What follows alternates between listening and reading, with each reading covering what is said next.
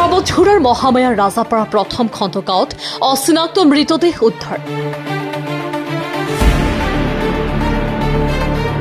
পৰিকল্পিতভাৱে হত্যা কৰি খেতি পথাৰত মাজত পেলাই থোৱাৰ সন্দেহ প্ৰকাশ গাঁওবাসীৰ।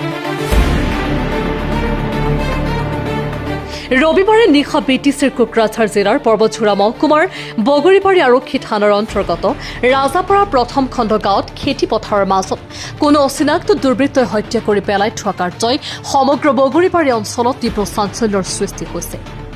উল্লেখ্য যে যোৱা নিশা আনুমানিক 11টামান বজাত বগৰীবাৰী আৰক্ষী থানাৰ অন্তৰ্গত ৰাজাপাৰা প্ৰথম খণ্ড গাঁৱত ধাৰাসাৰ বৰষুণ তথা ৰাতিৰ অন্ধকাৰত যুৱকজনক হত্যা কৰি পেলাই থোৱা সন্দেহ প্ৰকাশ কৰিছে স্থানীয় ৰাইজে। গাঁওৰক্ষী বাহিনীয়ে খবৰ পাই বগৰীবাৰী আৰক্ষী থানাত খবৰ দিয়াত ঘটনাস্থলীত লগে লগে বগৰীবাৰী আৰক্ষী উপস্থিত হৈ মৃতদেহটো উদ্ধাৰ কৰি থানালৈ আনি তদন্ত অব্যাহত ৰাখিছে। আমাৰ হাতত প্ৰত্যক্ষদৰ্শীৰ মন্তব্য আছে, সেয়া আমি শুনাই ল'ব বিচাৰিছো। ঘটনাটো মানে আমি ৰাতিপুৱা খবৰ পালোঁ যে আমাৰ এই ৰাজাপাৰা প্ৰথম খণ্ড বগৰীবাৰী থানাৰ অন্তৰ্গত ৰাজাপাৰা প্ৰথম খণ্ড এই গাঁৱতে এখন মৃত্যুদেহ দেখা যায়। তো মৃত্যুদেহটো আমি মানে মানুহটো ওপৰ হৈ আছিলে, মই গম পোৱা নাই যে কেনেকুৱা মানুহ কি জাতিৰ মানুহ একো গম পোৱা নাই।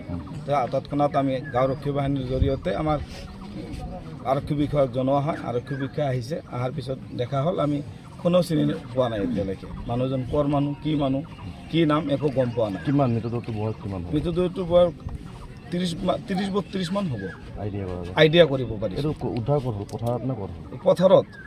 পথাৰৰ মাজত। কি সন্দেহ হৈ আছে? সন্দেহ হৈছে কোনোবা মাৰ্ডাৰ কৰিছে নেকি এনেকুৱা যেন লাগি আছে। বিলাট চিলাট ওলাইছে যিহেতু, এনে নিচা টিচা খালেতো বিলাট টিলাট নোলায় সাধাৰণতে, নিচা টিচা খালে এনেই মৰি থাকিব, কিন্তু বিলাট যিহেতু ওলাইছে আইডিয়া হয় কোনোবা মাৰিছে নেকি এনেকুৱা ধৰণৰ লাগি আছে। কাষত কিবা উদ্ধাৰ হৈছে নেকি? কাষততো এতিয়ালৈকে আমি জনামতে একো উদ্ধাৰ হোৱা নাই। কাষত ঘটনাটো কিমান টাইম হ'ব পাৰে?